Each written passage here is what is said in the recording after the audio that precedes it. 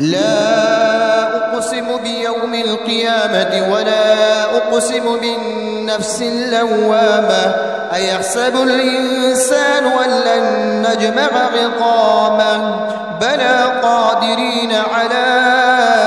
أن نسوي بنانه بل يريد الإنسان ليفجر أمامه يسأل أيان يوم القيامة فإذا برق البصر وخسف القمر وجمع الشمس والقمر يقول الإنسان يومئذ أين المفر كلا لا وزر إلى ربك يومئذ المستقر ينبأ الإنسان يومئذ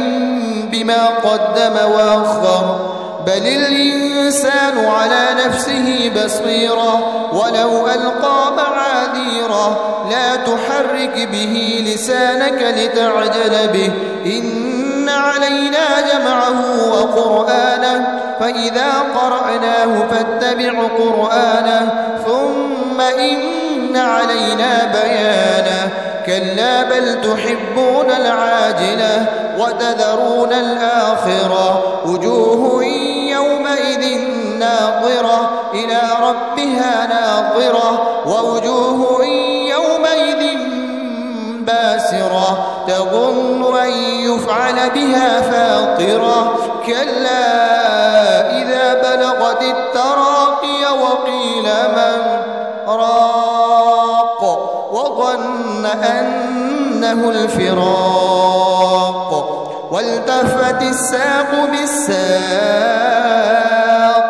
إلى ربك يومئذ المساق فلا صدق ولا صلى ولكن كذب وتولى ثم ذهب إلى